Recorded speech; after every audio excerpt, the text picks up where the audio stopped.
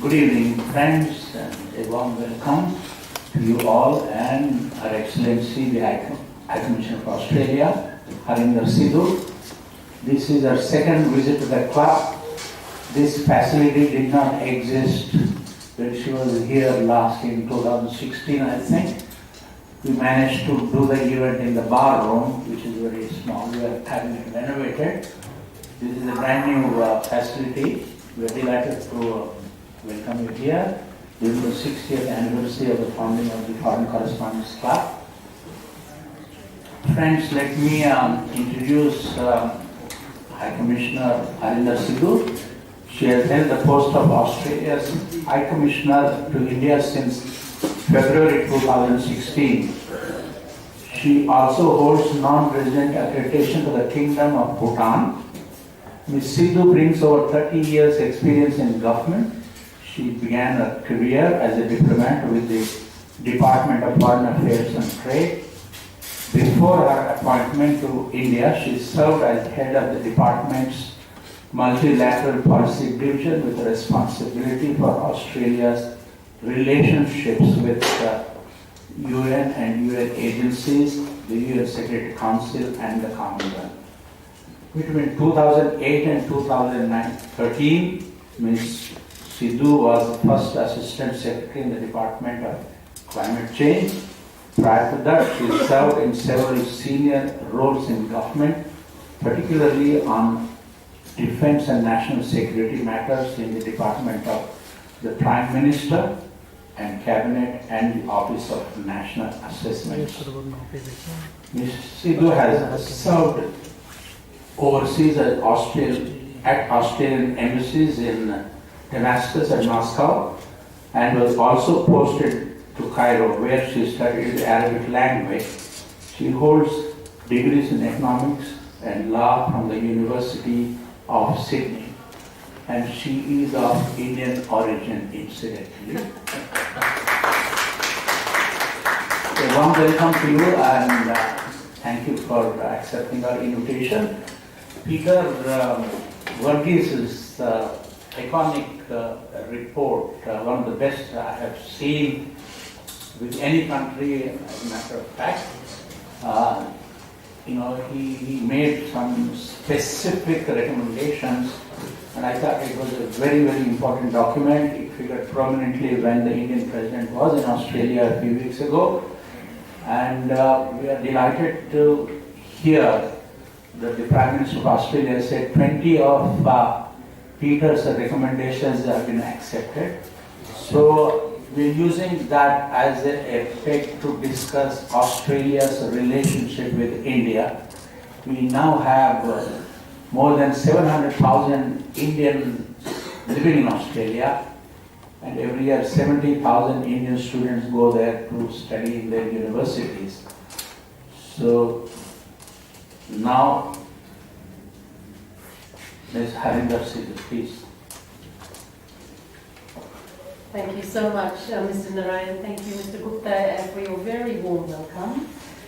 It's such a pleasure to be here in the Foreign Correspondents Club for a second time. It's a real pleasure. I really enjoyed the first time. I have to say, Australians feel very comfortable when we're in a bar. So thank you. I'm quite happy to be there, but this is a wonderful facility we have here, so it's a real pleasure to be here as well. Thank you. I thought we've circulated little brochures which actually provide a summary of this India economic strategy, and I guess part of me hopes that if you're so busy looking at the brochure you won't hear what I have to say, you won't ask me curly questions at the end of it. But feel free to take those brochures home and bring them in. And when you see the size of the actual document, 517 pages long, you can see why we had to put a little brochure together, because I have a feeling more people will read this than that.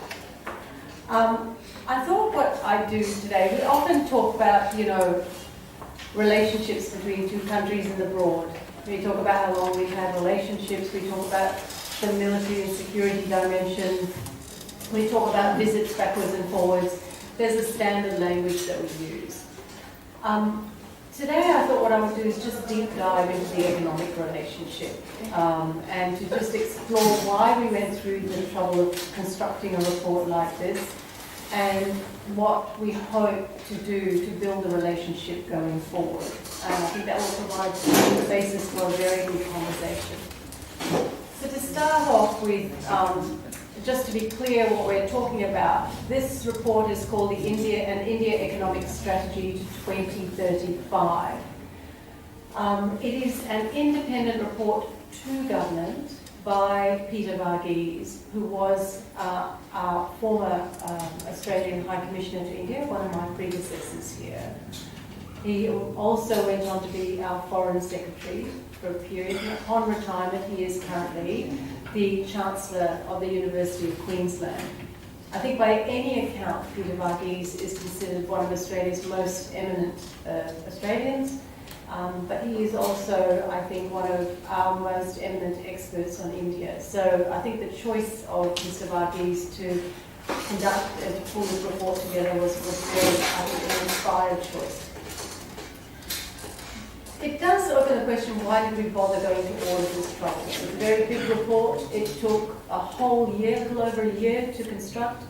Mr. Varghese conducted nearly 200 consultations in Australia and in India.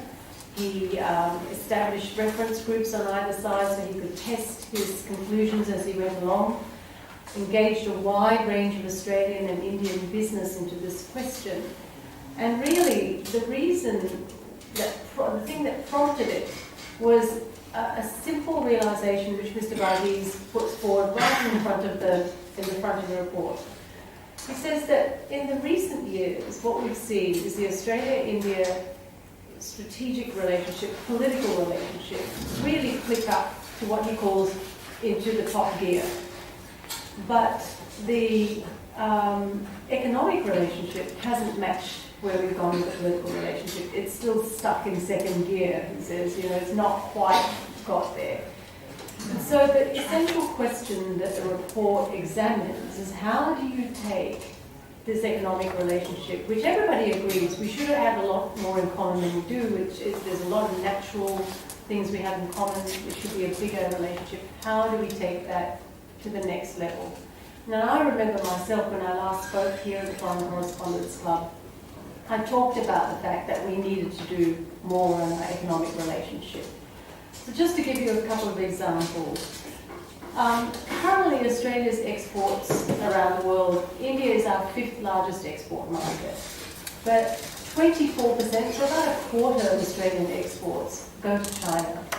After that, you have something like about 9%, 9.5% to Japan, and about 9% to the United States. About 3.6% of Australian exports go to India. That is the same proportion of our exports that go to New Zealand. Now, anyone looking at that data is saying something is wrong with this picture. India's market is so big, New Zealand's is relatively small, and yet we sell as much to New Zealand as we do to India. That's a fundamental question that we were asking. And to be clear, that when we were writing this report, when Mr. Varghese was writing the report, he was writing it with an Australian audience in mind.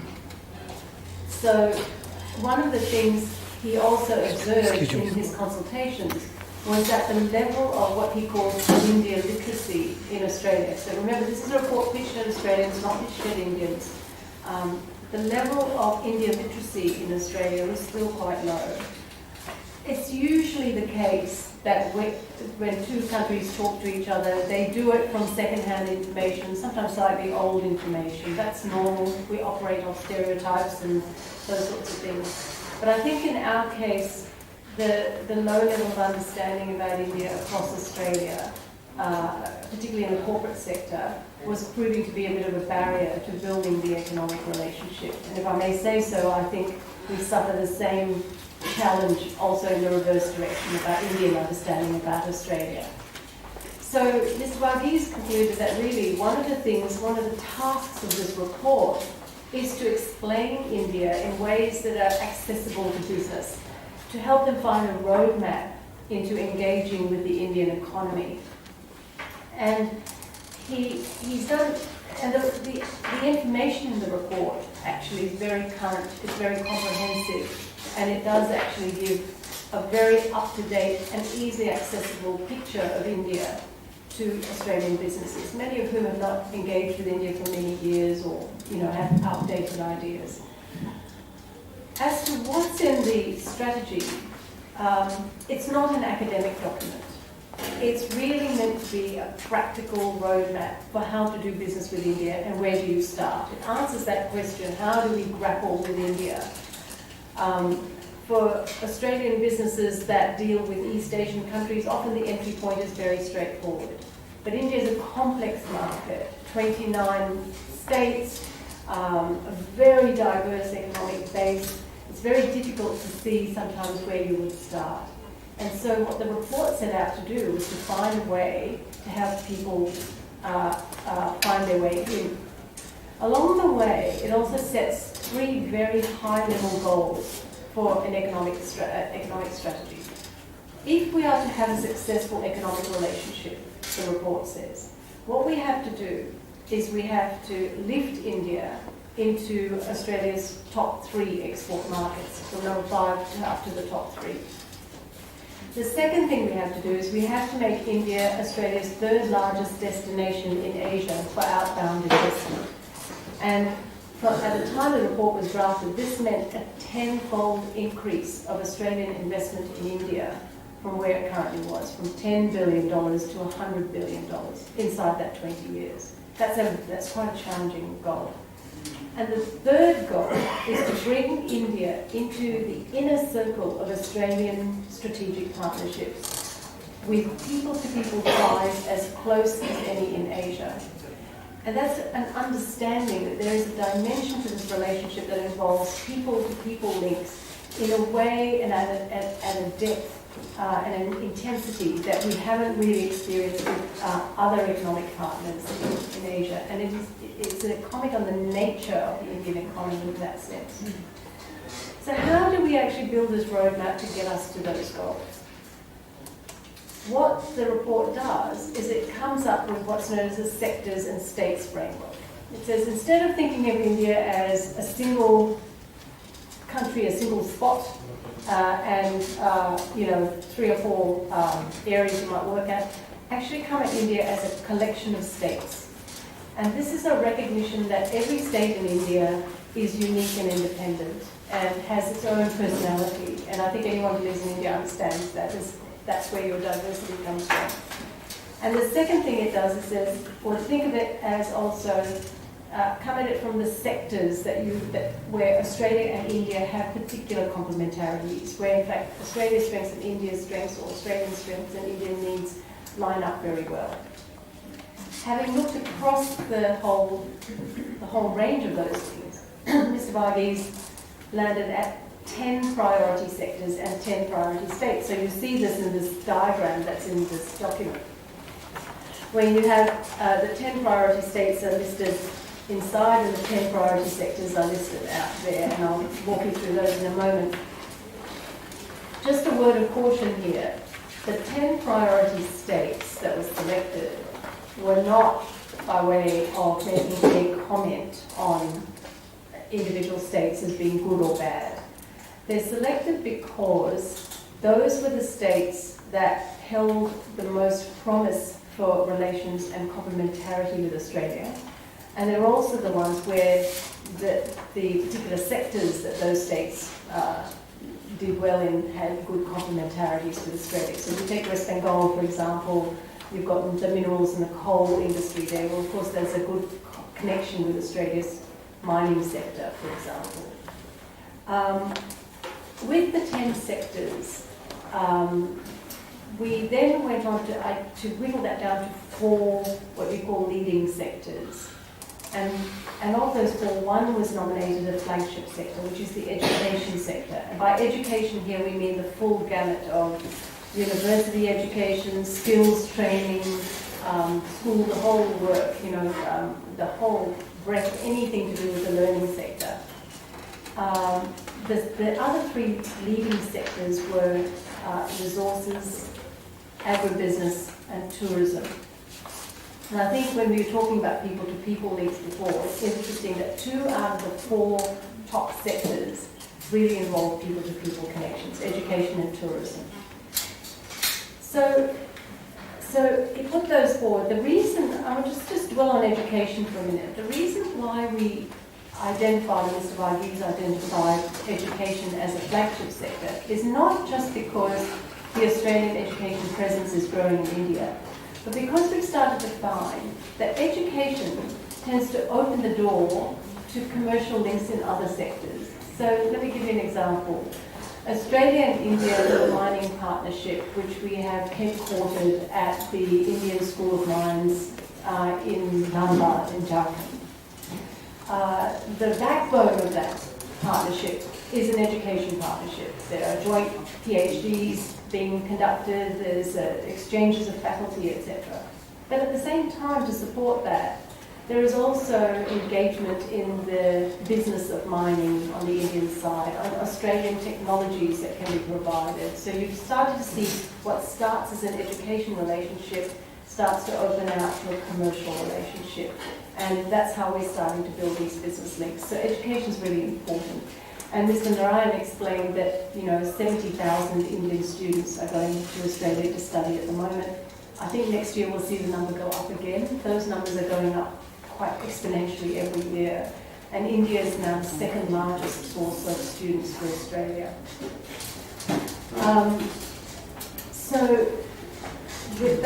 That's where we've got to in terms of all of that.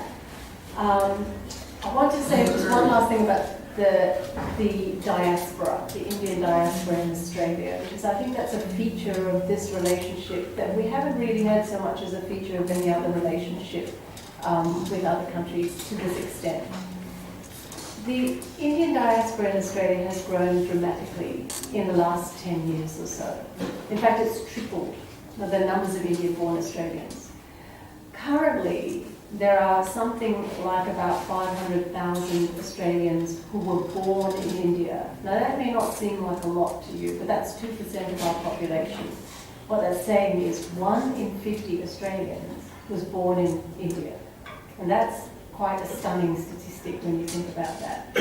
And then the remainder, taking us up to about 700,000, are people of Indian origin who were not born in India, who were perhaps born in Australia or came from elsewhere. So there's a substantial Indian diaspora, and that is a group that I suppose is invested in having a strong relationship between Australia and India. And it's always been my conviction that you can build a relationship and it goes up and down and up and down. But what sustains it over the long term is actually the people-to-people connection that you get through diaspora relationships. To be clear, the report's not saying that the diaspora is going to create and drive business links. That isn't always the way these things operate, and it's certainly not the way the Indian diaspora operates. But it does draw attention to India in the Australian system in a sustained way, and I think that will be a very important thing going forward.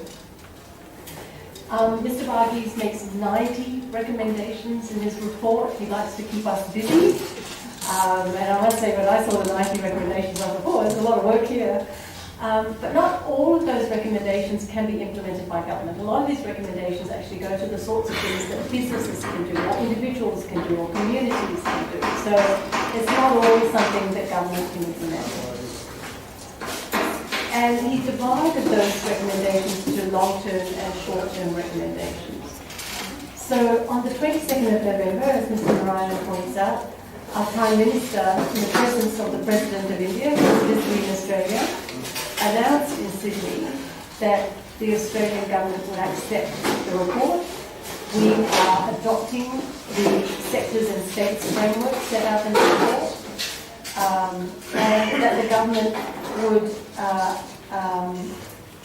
endorse the 10 short-term and 10 long-term priority recommendations that Mr. Varghese put forward. So those were immediately adopted. The Prime Minister agreed to an initial implementation plan across government, and he committed to building a plan over the life of the strategy. So really coming at this as a 20-year relationship. In particular, I mentioned the 4 leading sectors. Well, the ministers in our government responsible for each of these sectors, the Minister for Tourism, the Minister for Education, the Minister for Resources, the Minister for Agriculture, those 4 ministers have now been appointed ministerial champions of the India relationship, and they have been charged with oversighting the implementation of this strategy. So I know there's been a lot of, scuttlebutt out there about how the government has not supported this report. Utterly false. In fact, this is a very strong endorsement of the report by the government, and the government's gone further by committing ministerial attention to its implementation. One of the recommendations in the report, we sort of shot ahead and went ahead and implemented it already. So earlier this year, the government announced that we would be establishing a consulate general in Kolkata, and so I'm very pleased to see that that is proceeding. Work is underway now to stand up the consulate general, and we hope to have it open early in the new year, in the first 6 months of next year. So that's going extremely well. What now for all of us? What does it mean here in India? I think what I've found is the reports generated, as I can see from all of you here, quite a bit of interest in India. I think at some level also there's a curiosity, how does another country see your country? It's always interesting to see how you're seen from the outside. But I think the other thing that I've seen, particularly in my official engagements with people, is a recognition in the Indian system that we are taking our relationship with India seriously, so seriously that we were prepared to put the time and effort into thinking about how we want to build a relationship and then moving forward to actually do just that. So that's been really positive. I have done road shows in Australia, and in fact there's a massive interest in Australia now in India, and I'm seeing that happen, really ticking up as a result of this work. But also in India, there's been tremendous interest in how we're coming at this, and I really welcome that, because you're not going to build an economic relationship till you first start looking at each other. And so the report's been very useful, in my mind, in provoking conversations and myth-busting, about each other's countries. I've been able to, in the Australian side, bust a few myths about the Indian economy, and similarly, it's allowed me to have the same conversation here on the Indian side about people's perceptions of Australia and how those can be actually updated.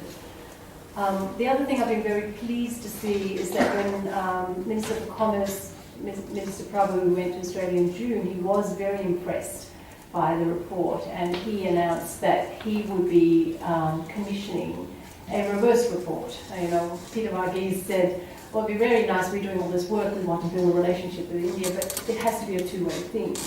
And so I'm very pleased to see that the Indian government is working to develop an Australia strategy, and I look forward to that work and supporting that work going forward.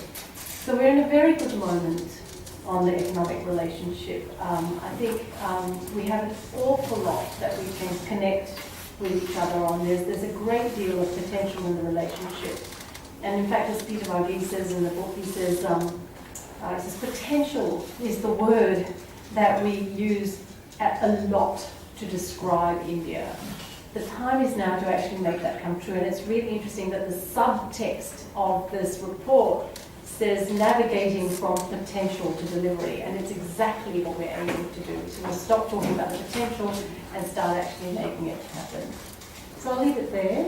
I hope that was helpful and clear. I'm always happy to talk endlessly about Australia and the relationship. It's my favourite subject. And I'll welcome your questions. Thank you. Thanks very much, High Commissioner. That was a very informative expansion of what Peter Varghese has written in his enormously long report. And in the last 62 years, this is the 7th report your government has produced. I think this is the most exhaustive, time-specific kind of thing. Please convey our congratulations to Mr. Varghese and your government. Thank you. Now, there are microphones there. Whoever wants to ask a question, kindly raise your hand, identify yourself once the microphone is given to you, and ask your question. Yes. Hello, Ambassador. My name is Ayush. I'm from Yan TV. So I have a three-part question, so bear with me please. So the first question would be regarding the uranium exports to India. Do you have an update on that? Where are we in this process, and are we going to see this actually happen anytime soon? The second would be regarding sports as highlighted out in the report. So Australia is obviously a sports powerhouse, and India is undergoing a sports revolution currently with the amount of sporting activities in the country. So, what is the? Do you have definitive goals in mind of how Australia can contribute to the Indian sporting sector in terms of money or leaguing or training or anything like that? And the third would be regarding obviously the Indo-Pacific and the Quad.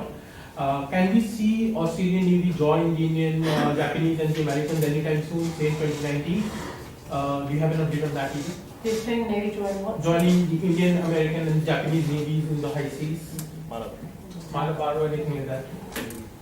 Okay. What? Very interesting. That's the other question. Very interesting. They're all very interesting questions. So with the uranium exports question, you will remember, of course, that we concluded our negotiations a few years ago, and in 2016, the implementing arrangements under the Civil Nuclear Agreement.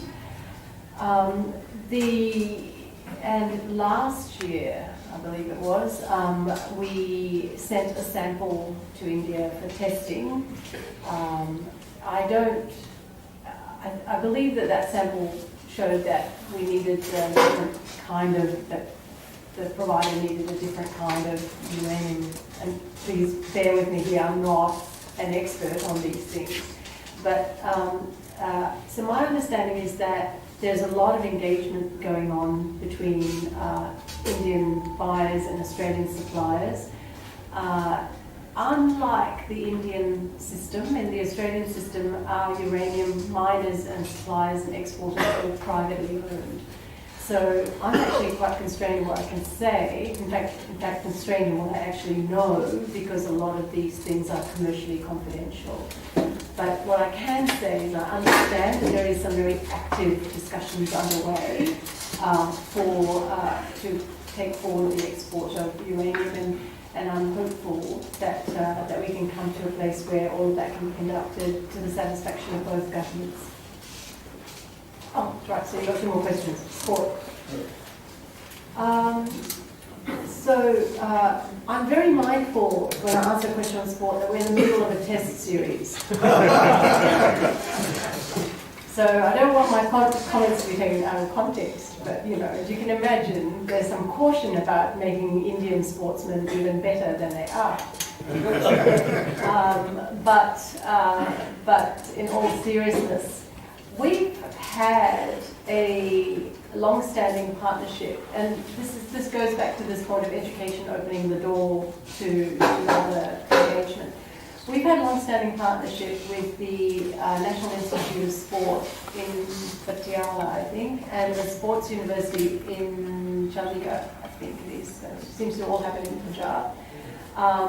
And we've been in conversation with the Indian government also about the work to develop the National University of Sports here. It comes from the fact that Australian educational institutions have very strong sports education capabilities. Everything from technology development, health, nutrition, elite sports training, coaching training, a whole bunch of things. So a number of these exchanges have actually involved Australian universities providing training or providing capability and skills training in those institutes. Last year, when the Australian Prime Minister Turnbull visited, he launched formally an Australia-India Sports Partnership, which is now forming the backbone of the work that we're doing together. And we're starting to see that sort of move forward. The Australian Institute of Sport, which is our elite sports training institution, has been here a couple of times, as has the Australian Sports Commission, for engagement with the Indian system. So there are a number of layers at which this is happening, but largely through the education system, through major universities that have large sports faculties. We're starting to see that work into the system. When the report talks about sport, it goes much beyond education. So the other there are other areas where we do well on sport that we can work with the Indian system. Everything from the design of sports stadiums and complexes, because that's something that we do very well, right through to grassroots, I guess what you call community sports development. How do you actually build healthy communities through encouraging sports at schools or sports in the community? And how do you organise sports?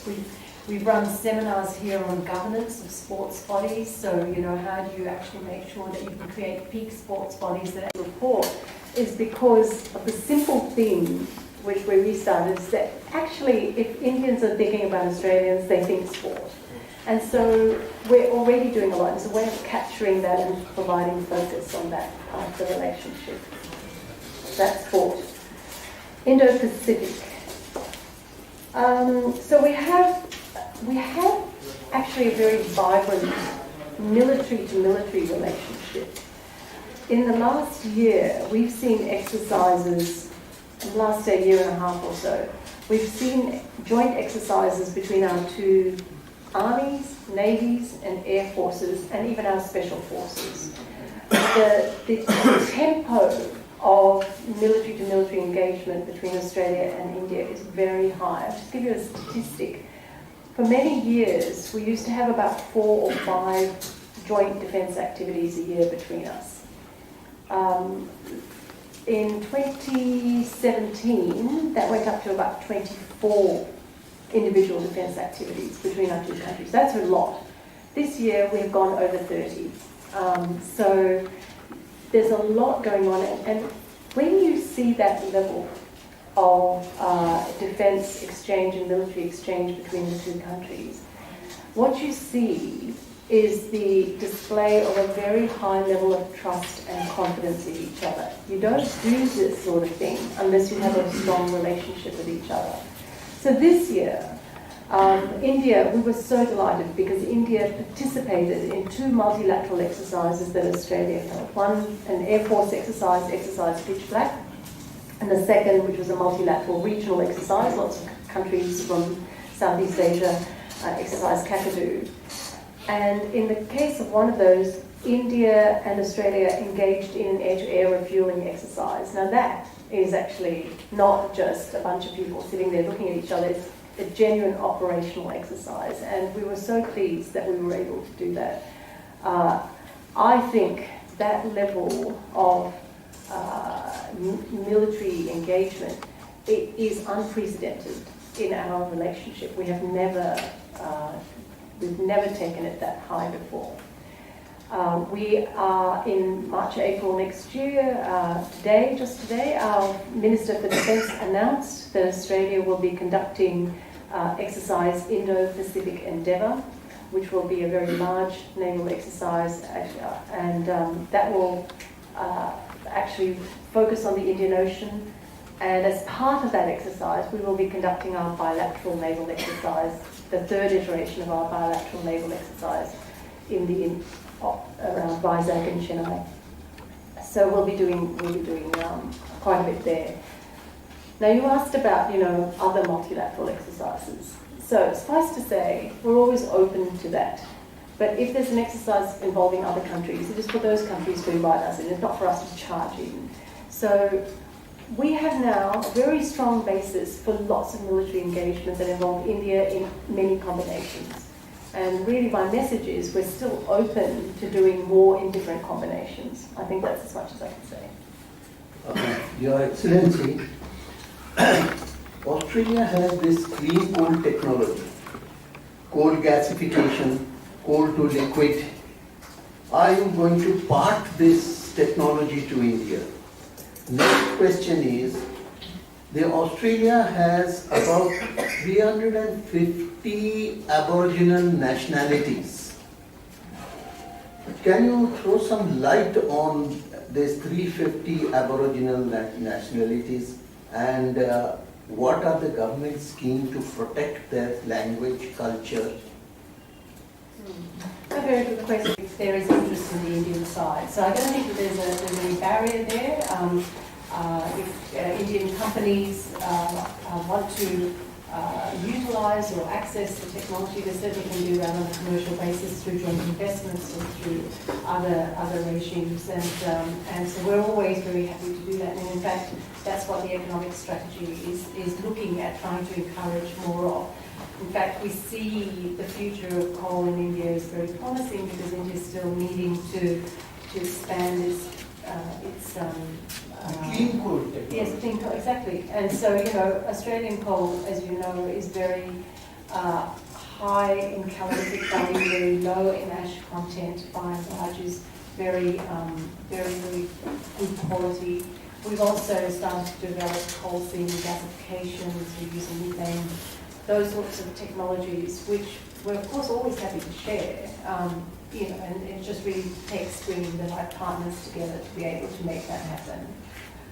On the Aboriginal population, I think the number is less than 350, but anyway, it is some substantial numbers, but it's in the 200s. About 350, I read somewhere. Individual Aboriginal nations and languages. Yes, Aboriginal nationality. But the actual numbers of people are actually small and diminishing in some cases. We've had a series of schemes over a number of years to support these communities and to support their languages. One of the things we do, for example, is we've started to roll out iPads and technology to students in these often very remote parts of Australia. So they're able to get an education, but they're also able to get an education in their own language. So there's been efforts to preserve those languages going forward. And the Aboriginal population in Australia also work very hard to preserve their languages where they can. Inevitably, I think the pull of urbanisation and the move to cities and the decline in numbers of people speaking those languages means that many of these languages can be hard to preserve as populations dissipate or decline. Quite a bit of academic work's gone into preserving the languages and capturing the languages. Lots of oral histories have been recorded, and there's been an attempt to capture some of these languages. More generally, on the welfare of Aboriginal Australians, the Australian government has for many years now had what they call a closing the gap strategy, which is on a number of indicators: health, education, employment, etc. We've worked out where the average for Australia is and where the average is for our Aboriginal population, and we have worked and poured our efforts into closing the gap so that the Aboriginal population's outcomes come closer to the outcomes of the Australian community as a whole. There's quite a lot of challenges in doing this, and so we have been getting down some indicators and not so much on others, but it's something that I think we very much are committed to as a work in progress. So I hope that answers that. High Commissioner, Just one minute. there seems to be a certain ambivalence in India. This is getting back to that Quad question. There seems to be a certain ambivalence in India about closer military ties with Australia, given the deep linkages that exist between Australia and China. Some kind of a little battle that seems to be getting played out in Australia. Will you comment on this? So I think I don't understand really the premise behind your question. So let me just try and unpick the story as it is, as I see it. I talked about myth busting. So let me just bust a couple of myths here, okay? Australia has a very large and strong economic relationship with China. I told you about a quarter of Australia's exports go to China. China is a very, very big investor, very big source of exports and economic engagement for us in many, many fields. That is true, and that has been the case for many years, and in fact, we welcome that.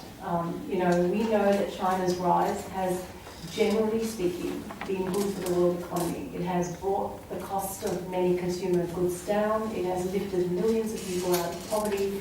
It has lifted global wealth in the general sense, and Australia has been one of the beneficiaries of that. Do not confuse that with Australia somehow compromising our independent sovereignty or ability to make our own choices. So in any case, wherever we've had good relationships with a country, China is one, but we're also in a military alliance with the United States, we will always put our view forward forthrightly where we see that that's something we should do. So in the case of China, while we support and engage and genuinely want to have a good and productive relationship, it's not at no cost. You know, it is absolutely, if there are things that happen in that relationship that we're uncomfortable with, we will say so, and we have. I don't know why you think there is ambivalence in the Indian system on engaging with Australia in the security sense, because I've just given you ample demonstration of exactly how much we're doing in the security sense between our two countries. Clearly, the Indian system is not ambivalent about working with Australia. That is not how I see it at all. We have a very strong strategic and security relationship. It gets demonstrated time and again. We've just had our 2+2 secretary-level talks. We have a trilateral with Japan. We've got a trilateral with Indonesia. Our prime ministers meet regularly. These are not behaviours of two countries that are suspicious of each other. This is two countries that are very comfortable with each other. We have, and India has a relationship with China, a good relationship, and one that I think you manage very well. I just think that, you know, international relationships are not binary. They're not black and white. You don't put people into friends and enemies camps. It's not how it works. These are complex relationships, and we have to respect them for the complexity that they bring. It was a bit intriguing to see that we have an arrangement like Quad and we have India-Japan trilateral. Even then, when Australia, US and Japan created a Pacific Development Fund, India was not a part of it. So I'm just curious to know, did you ever consider India to be a part of it? Did you send an invitation? Or if you have, was there a reaction? And a part of the question is, do you see India as a potential partner in infrastructure development, which is a hot issue right now, in third countries? Just a bit of explanation about the Australia, US, Japan infrastructure cooperation. I mentioned that we have trilaterals with India. We also have an Australia, US, Japan trilateral, which is actually it's probably our longest standing trilateral relationship. So it's a very mature relationship. This trilateral infrastructure cooperation came out of that meeting, effectively. So it made sense that three countries sit down and they come to an agreement, you announce it as a trilateral. It's not a closed shop by any stretch, but I think we're still, each of us, working out how we're going to take this forward. So Australia and Japan, for example, have just recently announced a bilateral MOU where we're going to be working together on infrastructure. In last month, our Prime Minister announced a very significant step up in Australia's infrastructure investments in the Pacific. So, you know, he's announced $2 billion to establish a Pacific infrastructure fund. He's also expanded the callable capital under our Export Finance Insurance Corporation to support infrastructure and other developments in the Pacific. We've also really really focused on that. Why? Because the Pacific is our backyard, and this is where we take a responsibility. When we were at APEC in Papua New Guinea, we also announced a quadrilateral effort for electrification of Papua New Guinea in response to a request by the Papua New Guineans that I think brought in New Zealand. It's to say that we're happy to work with whatever country in whatever combination that is available. I know India's been looking with great interest at what we're doing in the Pacific. There's a lot of scope for us to do things with India bilaterally in countries in the Pacific, or together with other countries and with India. You know, there's absolutely no barrier.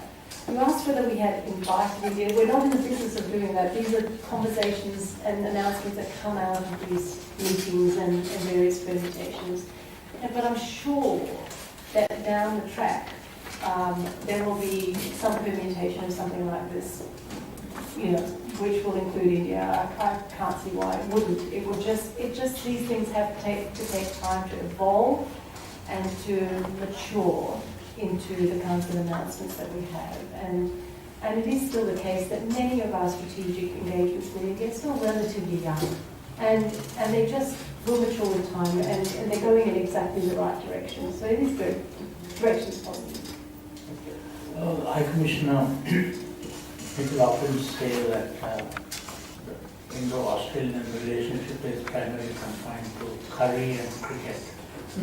Now, thanks to Peter Burgess, are you going to include Bollywood and your excellent wines? When are you going to sell your wines at affordable prices in India? When is that going to happen? We'd be very happy to sell our wines at affordable prices if we could not have to deal with a 150% wine tariff on the menu. So please, it's really up to the Indian government to help the Indian wine consumer here. It's not like, our wines sell for very competitive prices. I mean, in the United States, you can buy Australian wine for really very little money. I bought a bottle for about $3 US in the US.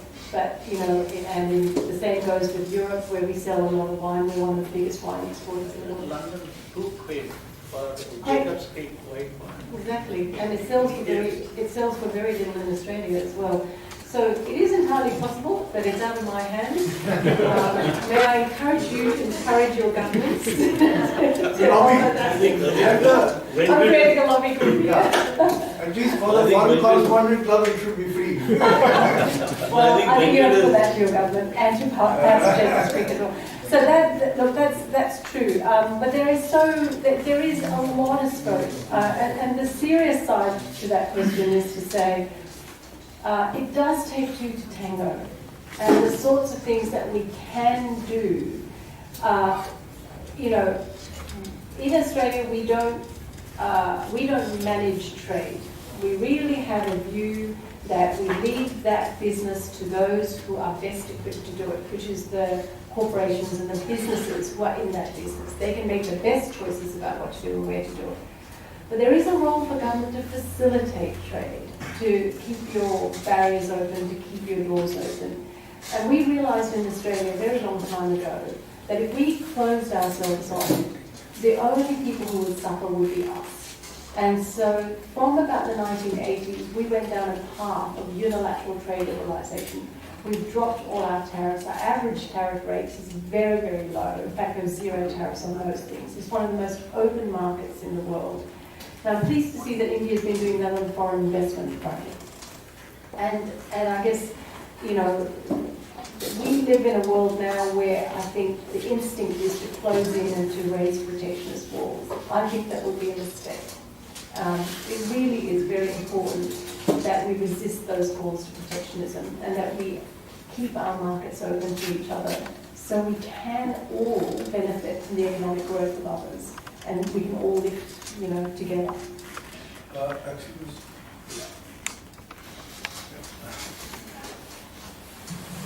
My name is Subhash Goyal.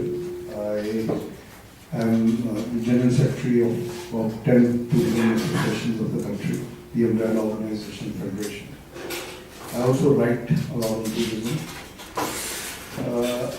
We have about 300,000 Indians who went 2.94, something like that, to Australia.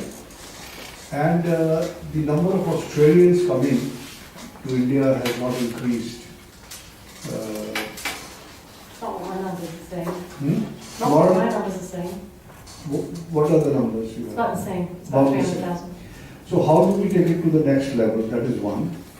Second, if someone has a visa for the US and because of business reasons or for other reasons he wants to go via Australia, Australians get a visa on that is e-visa in India. Does Australia have a policy? I'm not talking for every Indian, But those Indians who have 10-year multiple entries, 2 years from US or for UK or Shenzhen, do you have or are you thinking of or to increase, because you said education and tourism is people-to-people relationship. So are you thinking of something on those lines, or maybe under your leadership we can start thinking on those lines? Okay, so two things. One, you asked how we can increase two-way tourism, and the second, you asked this question about the Australian visa regime. So let me just take the two-way tourism issue.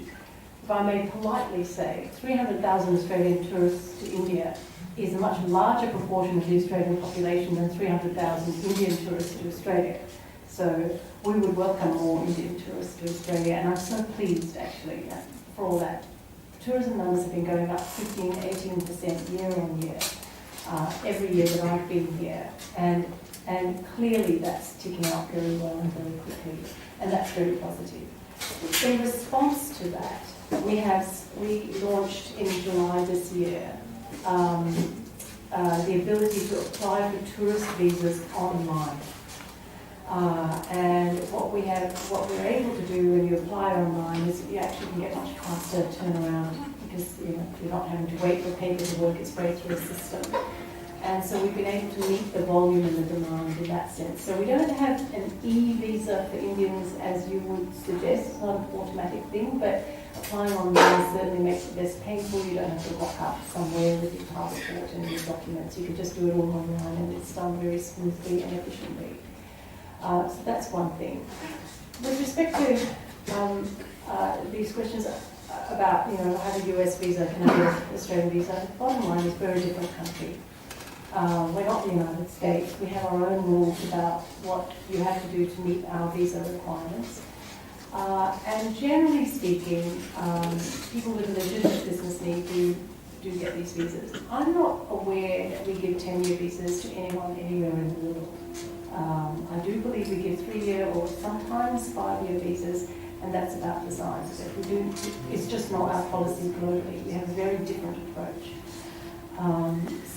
But that said, the trick is to actually make it less painful to do the application when it comes up. So for business people with a legitimate business need, it is quite normal to get, on average, a 3-year multiple entry business visa. If you can demonstrate the genuine business requirement, it's very common. High Commissioner, two of the things Peter Rogers mentions in the report is the fact that there aren't enough direct flights. If you're flying into Delhi from Singapore or KL or Bangkok, or you see a lot of people speaking Punjabi and heading to Punjab from Australia. So when are we going to have more direct flights? Number one. The other point Peter makes is that Hindi is spoken by 520 million people, and only 2 universities in Australia teach Hindi. And most of the people who go from the Punjab to, I'm not saying you should introduce Punjabi also. I was about to say. Okay.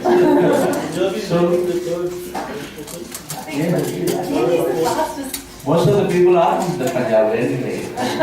So, anything likely to happen on those two fronts? More universities teaching Hindi and more direct flights between India and Australia?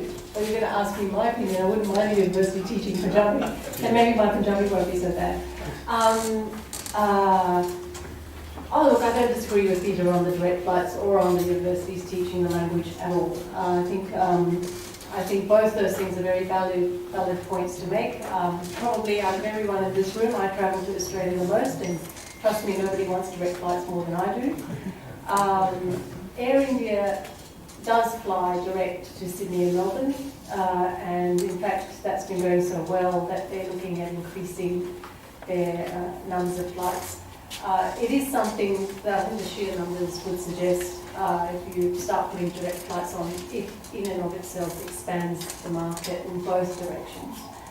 So I understand that some airlines are looking at it, but again, this is a commercial thing that's out of my hands. If I could wave my magic wand, I would certainly make it happen. The same thing goes with the Hindi language. I think what we found in Australia is that the take-up and the study of a language generally goes hand in hand with the growth in the economic relationship between the two countries, because then students who are studying at universities see an employment value in learning that language. Now, the only thing with India and Hindi is that it's a little bit handicapped in that there's a strong perception, as we see here, that it's actually very easy to function in English in India. So the drive to learn Hindi is probably not as strong as, say, you have a drive to learn Japanese or Chinese or some other language, Indonesian. Because there's an understanding that if you were to come to India, you would function quite well in English. And, you know, frankly, it is one of India's great global business assets. The fact that it has such a large English-speaking population, it's made it easier for India to engage in the global economy more generally. So it's a bit two-way, but it's a good thing. Yeah, considering that we are 1.35 billion people, the number of people who speak English in India is more than all the English-speaking people all over the globe. Anyway, before I invite He has a question. Manish, after your question, sorry, yeah.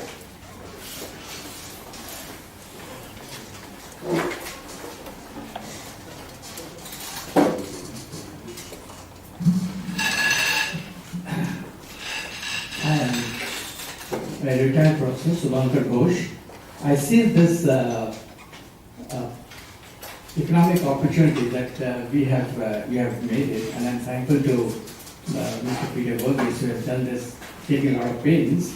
And you have mentioned 10 priority states, and I come from a very remote state in India, that's called Odisha. And this particular state I just mentioned, we have had friendship with Australia since 1895. And that's been a long way. And what we have been trying to do is to uplift the poor tribals in education and health. And this health sector is one of the primary things that Odisha needs. And we deal with the Hansen disease. That is the people, those who are lame, the leprosy patients, and we have built a hospital too. We work with an NGO. We have a hospital, but we do not have multi-facility things to give them more of amenities to come up with life. So can Australia take up this state from outside the circle and put it in the 11th? Well, it's not my choice, it was Peter Varghese' choice, you should take that up with him. But just to repeat what I said before, just because, so the choice of priority states was a choice based on where is the greatest business and commercial and economic value, coincidence for Australia. Where would you go to do business? That's not to say that those other states don't have value. In fact, as I mentioned, we have a lot of engagement, for example, with Jharkhand, where there's some very key things we do with Jharkhand. It's not considered a priority state because on balance, the data isn't where someone's going on. But if you were working in that sector, you would go to Jharkhand. And I can imagine that if there are opportunities in health in Odisha, then of course you would go to Odisha. It's not to say you're not to go there. It's just to say for people who don't know India, where do you start? You might want to start here. Now, the thing that you don't see there, though, that, just to be fair, is at the back of this book, there is actually a chapter on every state, not just on the 10 states. Yes. So there is actually information on every state. So we are nearing Jharkhand, we are in the state of Maribunj, where they first started, the missions from Australia came and started the work in 1895. And Mrs. Gladys Staines, who received the Padma Shri Award, she was from working on one of those. Thank you. Thank you, sir. Before I invite Manish Gupta to propose a vote of thanks after this excellent interaction, we have a couple of gifts for you, High Commissioner. Honorary membership of the club for coming for the second time, and also a lovely mug like that. Oh, that's gorgeous. Thank you. Thank you very much. Ha! Thank you. Thank you.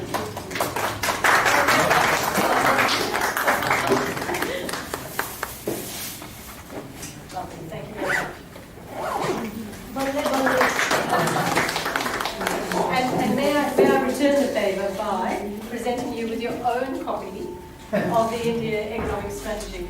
Thank you very much.